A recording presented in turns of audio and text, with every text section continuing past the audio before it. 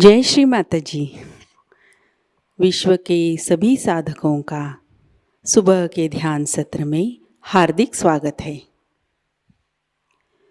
दोनों हाथ गोद में, चित्त सहस्त्रार पर।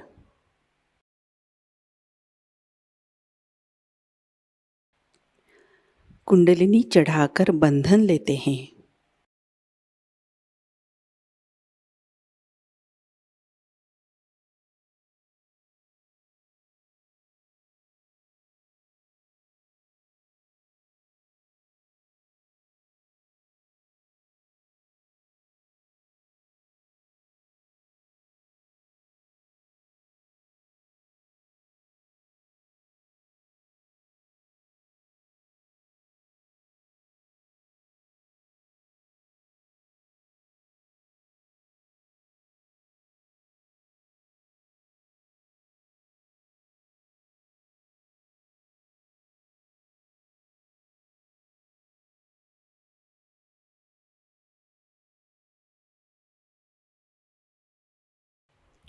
तीन महामंत्र, तत्पश्चात श्री गणेश मंत्र।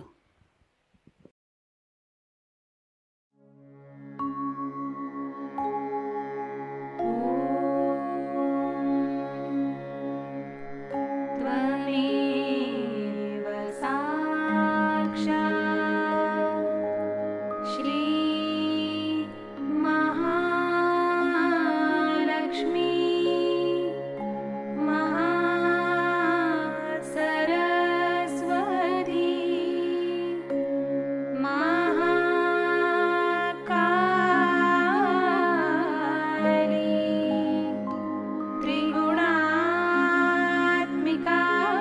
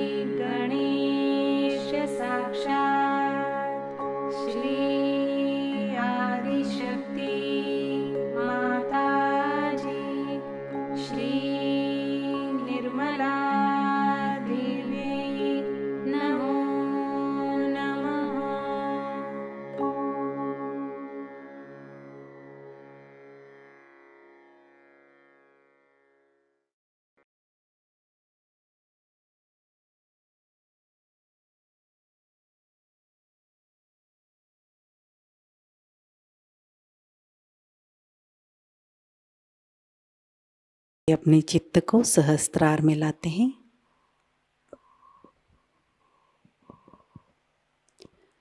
परम पूज्य श्री माताजी, कृपा कर आप हमारे सहस्त्रार में विराजिए। आपकी कृपा से हमारा आत्म साक्षात्कार सुदृढ़ कीजिए।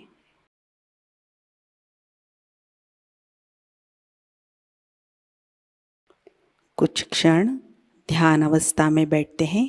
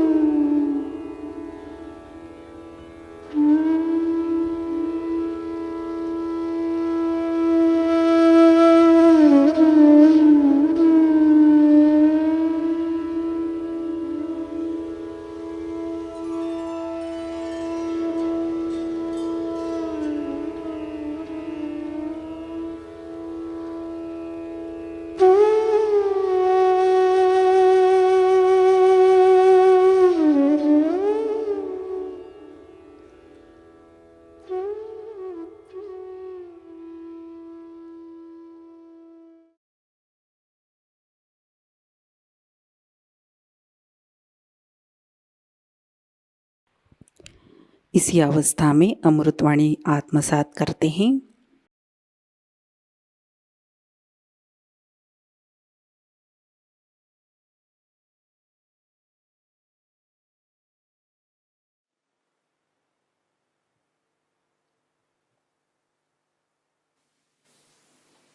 Today we have decided to worship the Yogeshwara.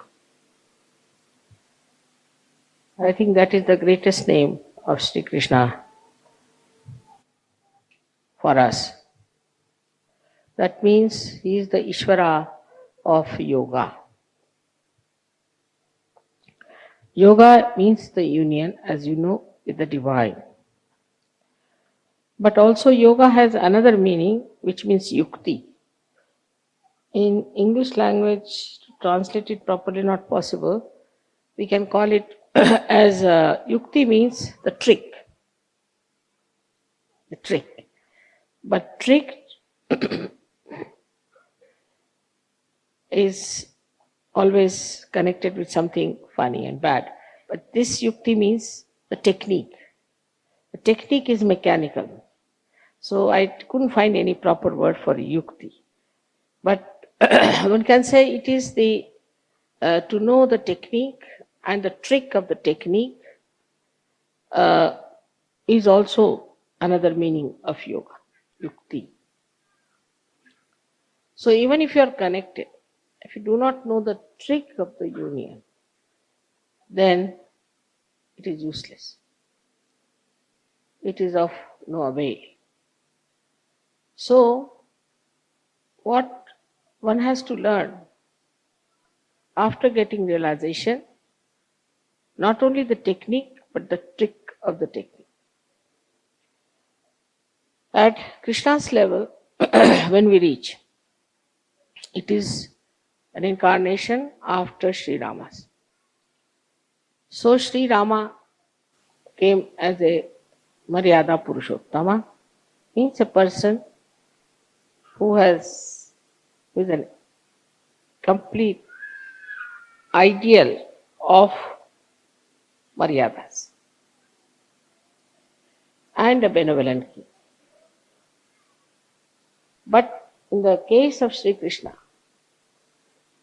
it was a different phase because people had become extremely serious, very disciplined, and were leading a life which was, we can say, over dharmic.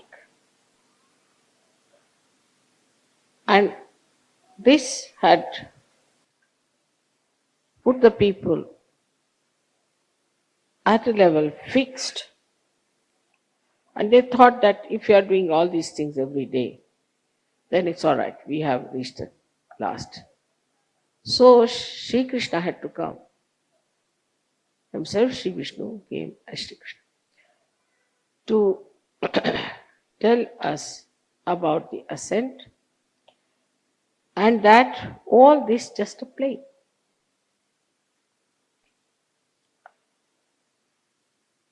But only a person who is a master of the play can do the play. So to know the play, supposing you have communication, electrical communications you have. Now you don't know how to play with it. Play. Not how to know or how to connect, but to play. Supposing only you know all the technique, then it becomes quite a headache. Because all the time you think you are doing it, you have to do this, and this has to be done, that has to be done, and this connection is not all right, that should be properly connected. You get tired and bored. But if it's a play for you, just a play, for any master it's a play. If it's just a play for you, then you don't feel tired, it's fun, it's fun. And that is what is Leela. That's why it's called as Leeladhar. Because he's a master. He came as a master. Master not as a guru, but master of all the arts of this yoga, yukti. So he's so deft. He's so capable that for him it's a play. All this is a play for him. And this is what one has to know. That in yoga, everything that you do should be just a play. Say getting up at 5 o'clock in the morning should be play.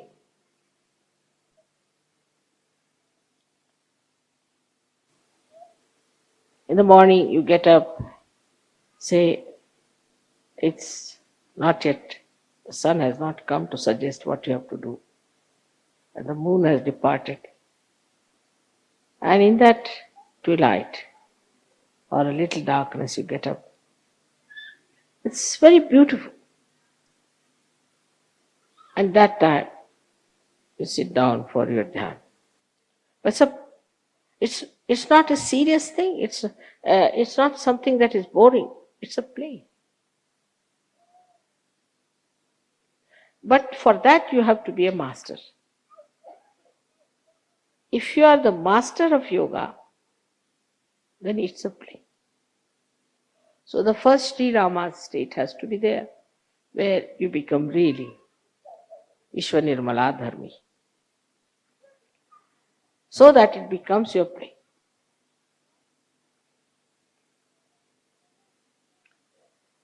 Now communication with the divine has to go to the whole world. Whole world has to get this communication that you have received.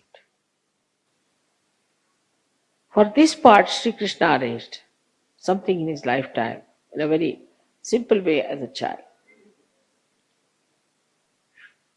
Very childish, it looks very childlike. Like when the gopis were taking their bath, he hid their clothes. When Indian women are never fully nude, never. Hid their saris and all that. And you could see their back. This little boy. What is for a little boy? He's sitting on a tree and he's trying to raise their kundalini.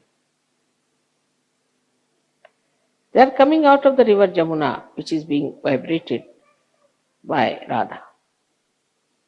Already there are vibrations, raising their kundalini. Then they are taking the water and he breaks their pitchers from the back, which has also got vibrated water. So the vibrated water falls on the back of these ladies and he tries to awaken their kundalini. See the play of a child.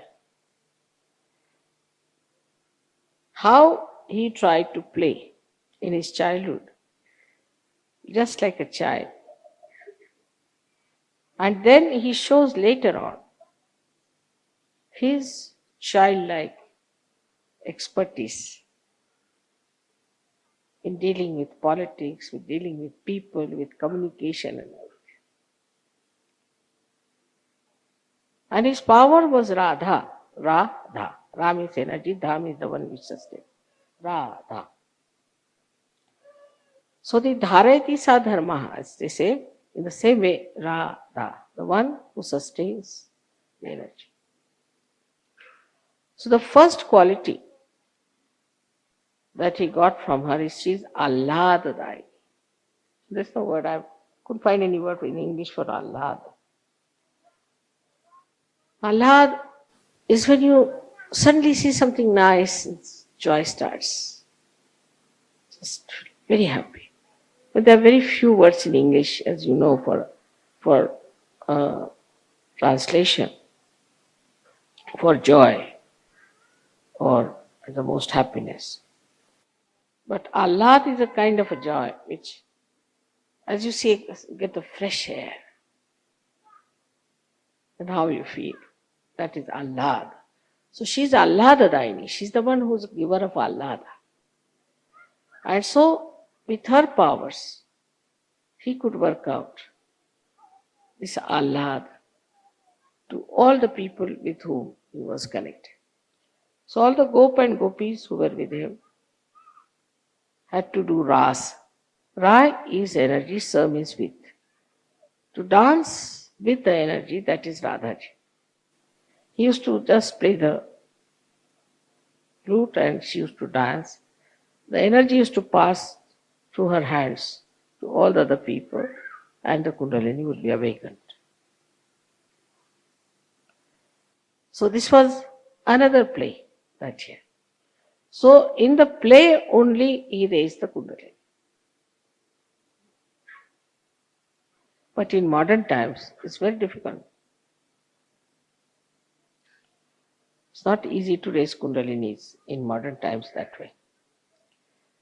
I mean, nobody will understand also. So in modern times, when Sahajayoga is not just raising the Kundalini, but giving the complete knowledge about Sahajayoga and also empowering the person with the power to give others realization, it was a tremendous task. And that's why we had to find out these methods by which we could give realization to people.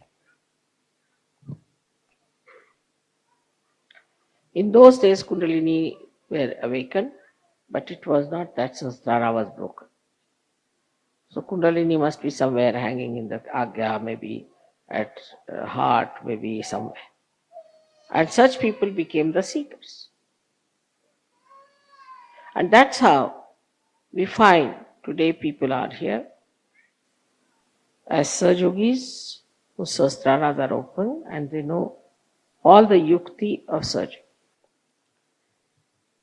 But there are subtler and subtler yuktis of Sahaja, which you have to master. The first is that his character was madhurya, meaning the sweetness. Sweetness. He always says, sweet like honey. So when he talked to anyone or he communicated with anyone, it was through sweetness. And this communication, if you have not developed, then you are nowhere near yoga. To talk to someone sweetly, automatically, everything is madhurya for him. His talking, his actions, his face, everything is madhurya. So when we talk of communications, first of all, the greatest thing is the communication between human beings. And when we have to think of the communication with the human beings, many people think that by aggression you will communicate better, which is not true. I mean, if somebody wants to get something out of someone, say, so you go there and just talk. I have to have, how can you do it? This, that. As it is, it's no. But if you are sweet and start talking sweetly, then 99% will definitely dissolve. So to dissolve people with sweetness, how to do it, that trick one has to learn.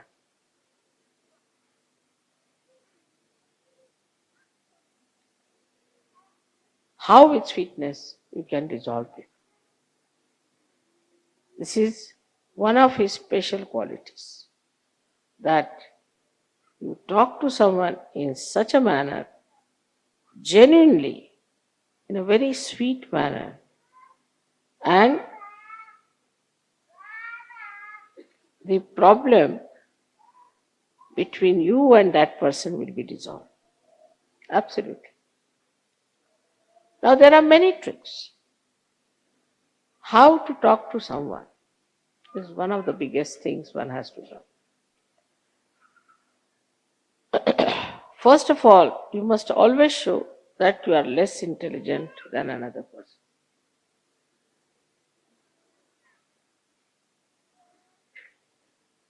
Like I'm talking to scientists, I will say, I'm sorry, I don't know any science, no good for scientists. So they feel, oh, very good.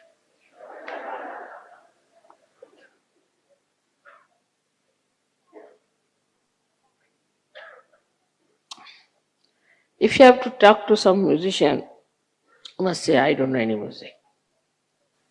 No, I've learned little bit, but not much. Musician feels very happy. You may call it a pampering of the ego. You may call it. But there's no harm in saying that I am nothing compared to you. So the first trick is complete humility when you talk to another person. It's a sign of greatness. It's a sign of fulfillment. As the trees, when they are laden with fruits, they bend down.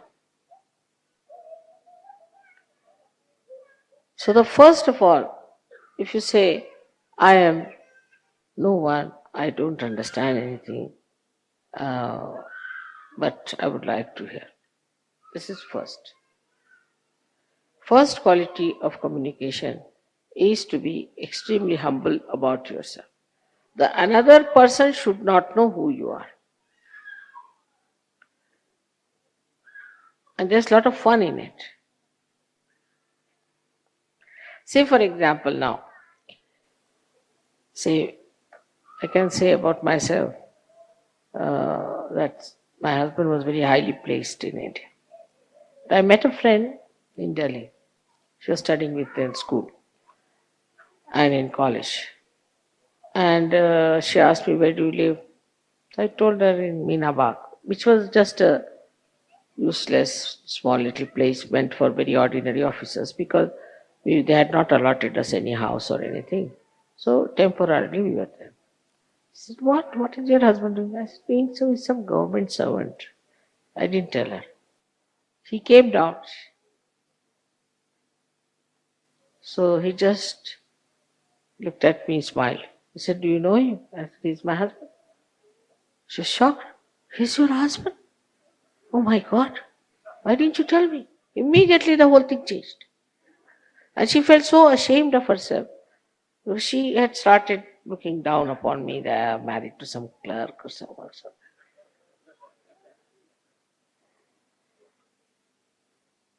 So the best thing is to play down. Play down everything. Now I know of certain Sahajayogi, they say, oh, mother has given me such powers, I can do this, I can do that. This boastfulness is of no use. I haven't got any powers, you see. I am a Sahajayogi, that's all. But if you want, I can try.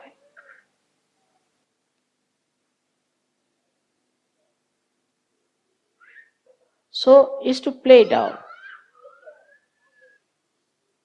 as much as you can. Practice this at home. First practice and then do it. So that is one of the greatest qualities of communication with others. Second thing, I think in the whole of Gita, if you read it, this one very important thing is krodhat pijayati samoha. See, among all the worst things that we have, according to him, we have 6 enemies. But in Gita, he started with krodha. He said, starts with krodha, with anger. If you have anger within you, then you are not a master at all. There's no need for a master to get angry because he can play about. He can make you dance like this. What is the need to lose your temper? But that mastery, if you don't have of handling people, then after 5-6 minutes of talk, your voice starts raising and something starts barking. Because that temper is still inside you burning. But for a master, there should be no temper. No need. He has started with krodha, that with the krodha all problems stop. From one to another to another to another. So we should watch out if we are angry people. Anger comes from Vishuddhi. Starts from liver, Vishnu, but expressed through Vishuddhi. Face becomes red, eyes become red, from the mouth, you start saying all kinds of horrible things, and the whole expression becomes so different when you are angry. So this anger is to be seen. Where is it? Within us, where is it, this anger? Liver? All right, I'll put it right. So to master it, you have to face yourself clearly. Many people have seen, people say, Mother, this lady is such a hot-tempered woman, she's so dominating. She does this, does that. But if you tell her, no, I don't do that way. No, I'm very good. But how others are saying that? I don't know, but I'm very good. Finished. If somebody is saying that, then you watch yourself. Do you get into tempers or not? Are you losing your temper? It's very easy to make it out. Then face. So the trick of the trade is to face yourself and see for yourself how much you're lacking. So first is humility, which should be genuine. And secondly is equanimity. No temper. There is no need to take to temper. At the most you can say, hey, what are you doing? Why are you doing that way? Now if you do something, maybe something I might say which I do not like, so I don't want to say like that. At the most, up to that point is all right, that you should say that I dislike. But not to go further with it. If you just stop at a point, then this habit of getting into temper will go away. This arrogance will go, which has to go. This arrogance has to go, this temper has to go, and then you will be surprised, you will feel very much relief.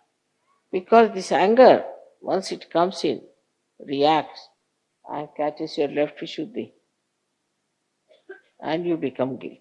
You feel very bad. Why I said so? I should not have said. So Vishuddhi is finished. Left Vishuddhi means it's a headache. It goes on accumulating like a storehouse there, all your anger, temper, whatever you have. And this left Vishuddhi catches. And you know the problems of left Vishuddhi. So if you get angry with someone,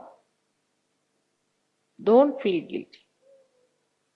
But go before the mirror and slap yourself nicely twice. Now you get angry with yourself. Let me get angry. Then stand before the mirror. Shoot, like that. In the same manner as you get angry, try to act. You never feel guilty. Or maybe more angry would be better. So you empty out your left Vishuddhi. Next time you won't do it. But feeling guilty means you'll again repeat and repeat the same thing. So this temper is expressed by men differently and women by differently. And I'm very much worried about the women sometimes because they take to water power. Then I'm lost. But those who have ego too much cry much more. That's the sign. I've seen. If you say anything to them, immediately they'll start crying. Because already the left Vishuddhi is there full, like a full balloon. And you touch them, it becomes water. But men, their temper is different style, as you know very well. That when they get angry, they might fight with each other, box everyone, and then settle down nicely and have something to drink. Let us have it out, you see, they'll say. Take out. But women don't. They keep it there. And once they keep it, then it becomes tears. It starts coming down. So these are just tears out of joy, happiness, that's different. Or out of feelings for others. But it's not that. But it's tears just to impress another person that you are very sad or something.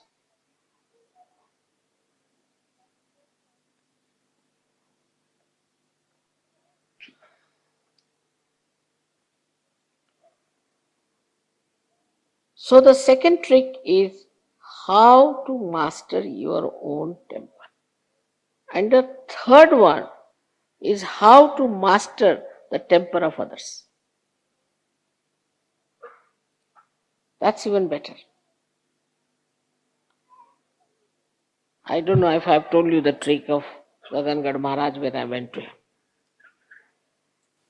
He is a very hot-tempered Avdhuta sitting on a thing, and he's lost his legs because he was feeling hot. He was sitting in the water all the time, so his feet are useless, and he goes on a tiger. They say, I never saw the tiger, but he knows about me and all that.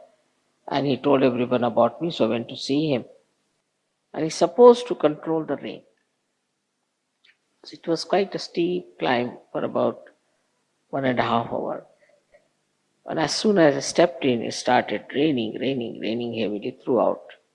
And he couldn't stop it. So he felt very challenged. When I went up, he was sitting on his own stone outside the cave, with anger. He didn't know what to do. I looked at him. Then I walked into his cave and sat down nicely. Then he came. They brought him. He said, touched my feet, everything he did, and then he said, you tell me now, why did you not allow me to stop the water? You got completely drenched. I'm very angry with this rain. I know. But why did you do that? Is it to control my ego? I said, no, not at all. I never knew you had ego or anything. Then why? So, because I'm a master, as you know. I said, you see, you are a sannyasi and you bought a sari for me, that too of an orange color. And I would not take the orange color sari from you. Any sari I wouldn't take because you're a sannyasi. But I had to get drenched to get the sari, isn't it? Immediately. But I had to be the master.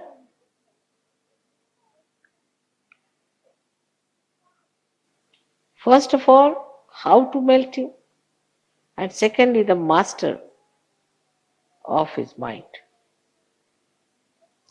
This is the subtler part.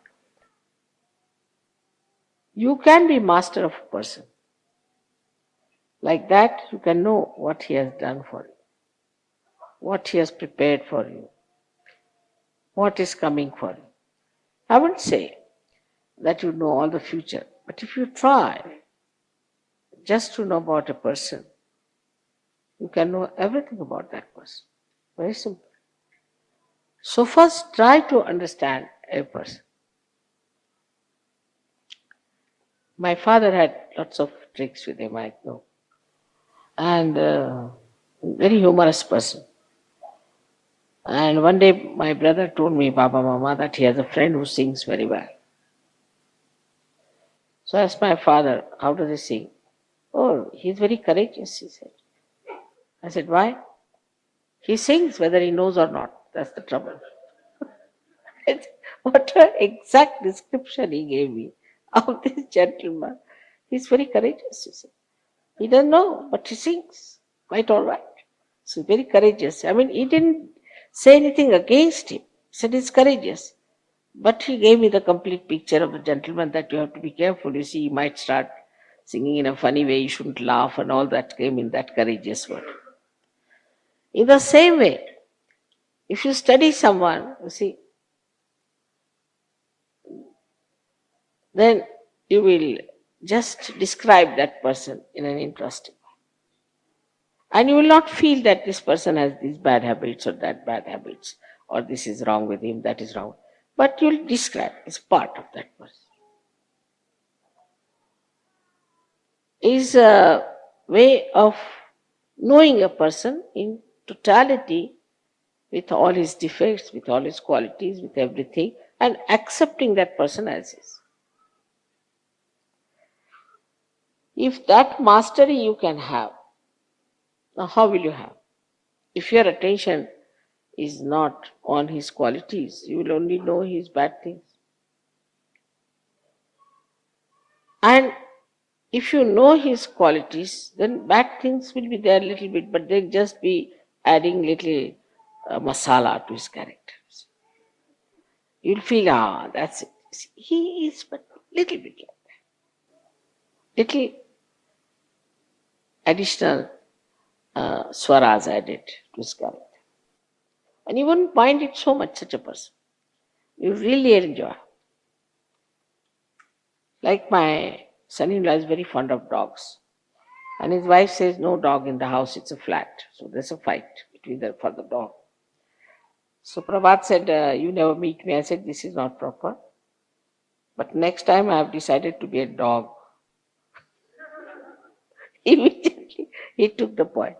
See, so the way you talk to a person, you can suggest to him what is so special about that person or the defects of that person. But you need not say directly something to him. If you say indirectly, in such a humorous manner, that the person will understand. So, in communication with others, you have to be a very humorous person. But mostly I've seen people have humor. If somebody cannot walk straight, if a physical problem is there, they'll laugh. If he has not properly made his hair, then they will laugh. On some sort of very superficial thing, they laugh. This is not humorous. This is some sort of a criticism in laughter. Or some people have a humor like this, that they say sarcastic things. That's no good. You see one word somebody sarcastic, you think you're very brilliant. But you are lost forever for that person. That person will remember, he said such and such things to me. So sarcasm is against you completely, against such. If you have to say something, say it in such a manner that it doesn't hurt the person. And the person enjoys that subtle humor and understands also that this is the problem with me. Now, humorous way is, say, if I have to tell something to you, I need not tell you directly, you are like this, you are like that. But I'll say there was one, crow which came to my house. And like that, I can transfer all your qualities to that crow and describe to you and say that this crow did like this and did that. Immediately you start thinking, is it about me, mother was saying, or about the crow? So transfer it to somebody else. Transfer it to somebody else. That's the best way. For example, if you want to say that all the names of the people who are coming to the puja should be there at right time. So now this time Americans, alright. Americans have sent the word. They have not. Have sent the word that all the names should be there. No harm telling such lies. No harm. So that people will not put it on you, they will not be angry with you. At the most, they will be angry with the Americans. Doesn't matter. For the time being. So, like, transfer it. And this transference is hastantar, as they call it. To transfer from one hand to another hand. Shri Krishna was an expert. There is a story about him. When he's called as Ranchordas, means he ran away from the battlefield. He doesn't mind. So what? Yes, I ran away. So what? The reason was like this. There was a very bad Rakshasa who had all kinds of boons from Brahmadeva. And Sri Krishna didn't know how to overcome that. Nobody knew. And he was killing so many people. So he thought of a trick, transfer it to somebody else. He knew of another great yogi, special time, who has meditated and taken a boon from the same Brahmadeva that if I am sleeping and anybody disturbs my sleep, and if I open my eyes and look at that person should become ashes, bhasma. So Shri Krishna thought of him, better transfer the job from me to him. So he started running away from the field. So this Rakshasa also followed him. Then Shri Krishna stealthily went into the cave of this Avduta and put his own shawl on top of him, covered him, and hid himself in the cave. Now this Rakshasa came here. He thought this was Shri Krishna who was sleeping.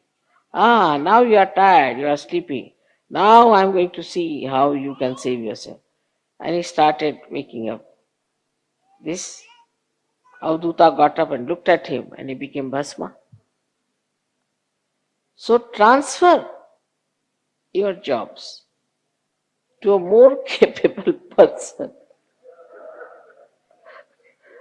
who can do this better than taking upon yourself straightforward, going, all right, come along, I'll fight with you. Cannot win. It's a guerrilla warfare, as you can call it. Transfer it. And you can transfer it to somebody. You can make friends with that person, pamper his ego, do what you like. But the main point is that you should get rid of the ills, the bad, the Rakshasas. So you can transfer it to anyone. And so many tricks he played.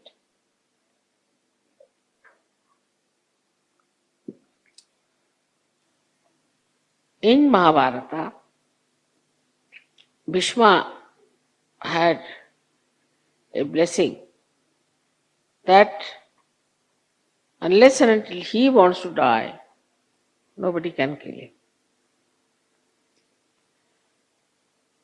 So, Shri Krishna decided that he should use some tricks. So he told Arjuna that you put him, he told Arjuna, not himself. He was just doing the chariot driver's job, Sarathi. So Krishna told him that you just make him sleep on the arrows. Let his body be on the arrows. And he has to decide that he will die. But Dronacharya was a great guru also of Arjuna, who was siding with Pandavas, with Kauravas. Now how can you kill this Dronacharya? Big problem. Bilkul, you see, he knew all the tricks of archery. How are you going to save? Because archery is such a thing that he was the master of archery, while Arjuna was his disciple. So how to stop? How to stop him answering back the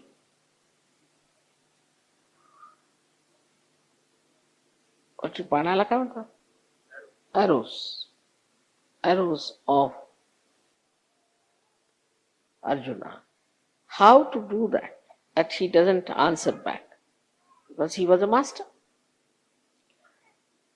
So Krishna organized it, very special. He got a shikhandi, he was a eunuch. What an advantage of having a eunuch. Of course, it's a big story how they became shikhandi and all that, but he got him in front of Arjuna. Eunuchs in India regarded as a woman. So Dronacharya said, I cannot kill a woman. And that's how he killed Dronacharyya. So these tricks, because to get rid of ill is the main thing. How to get rid of the ill? If you are not capable, you better tell somebody else to get, because that is very important to get rid of the evil. And if you can transfer this to somebody else who is more capable in your own humility, you'll do much better than to directly attack that person. That's tomfoolery, no use. So this was the trick of Sri Krishna. In the throughout, if you have seen Mahabharata, Sri Krishna told Arjuna that either you can have all of my army or you can have me. Same he told to the Kauravas. Kauravas said, we'll have your army. But he said, you will be my, Krishna, you will be on our side. But he said, no, I'll be just on the chariot. I'll not hold any weapon. So he is a master of tricks. He does not need any weapons with him. Without weapons also he can do everything. So Arjuna said, all right, you be my chariot driver. And he was there. Because Sri Krishna knew about each and everything, mostly used to smile. Now somebody is telling me something. Sometimes you will find I also smile, but I try to control. I don't want them to see. But I know what they are doing, what they are up to, what is their trick. Because you are such a trick master, you know all the tricks. And you know what they are playing with you. So just smile about it. Just to smile in a very sweet way. Oh, that's it. Oh, of course. What you say is true. No doubt. But by this kind of thing, you will be surprised your communications will improve very much with others. Now some people I've seen in Sahajayoga very common. Very common. Mother, they came and told me, our leader told me that you are bhutish. What is bhutish? Another one says, but he told me you are a bhoot. Right? And somebody says, Mother, no, he told me that you have got a bhoot in you. Now what are these three categories? Tell us. Why to tell anybody you are bhutish or anything? There's no need. If you know how to correct it, just say left Swadhisthana, correct it. Take it out. Ask him if you had any guru or anything. Alright. If the person is good nature and a good person, then it's even more important. You should say nothing. You see just a badha from outside, you'll have to take it. But a person who has got a agya and all these things, and plus that he has got this left Swadhisthana, then of course you should say, we cannot help. Because you know he is cunning. What's the use of playing with that? But in Sahajayoga we forget. Anybody who comes, alright, come along, come along, come along. Everybody is not capable of such. One has to know. Not the whole world. Sahajayoga can only be given to people who are deserving, who are seekers, and who are courageous. Veeras. Is not meant for ordinary people. So we have opened our door to everyone. And all such people walk in, and then we work very hard on them, do all kinds of things. And we find that they create problems. So first only deal with people who are simple, as Sri Krishna dealt with Gopas and Gopis. And then we can see in a collective way if we can face somebody who is complicated. But no use transforming Hitler or Rajneesh. Not possible. So one should not try to do impossible tasks in Sahajayoga, which Sri Krishna has shown in his own character by avoiding things which he didn't want to do. No.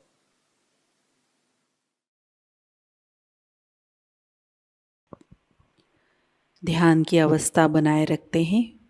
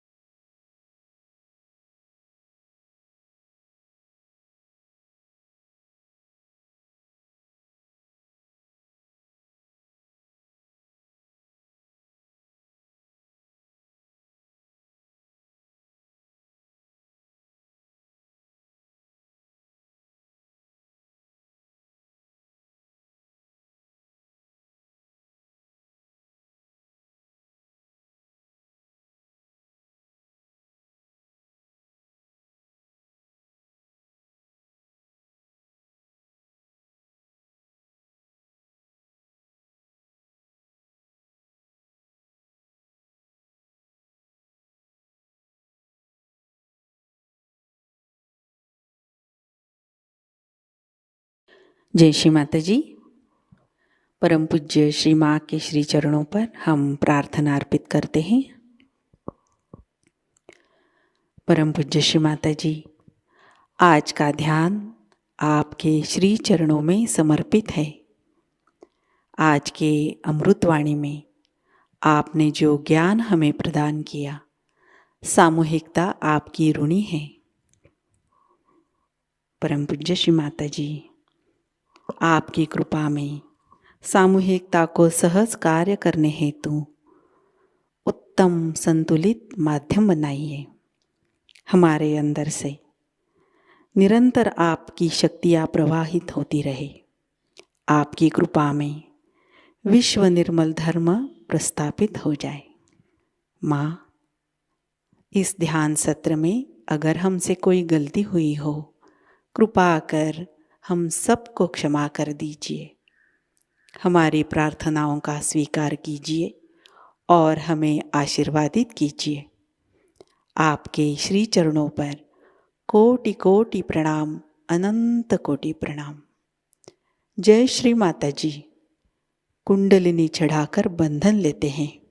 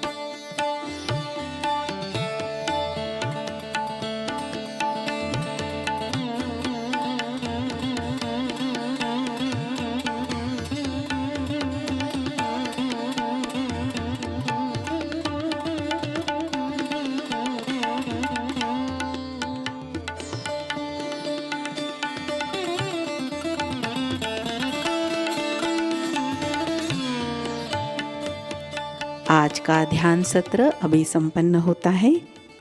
जय श्री माता जी।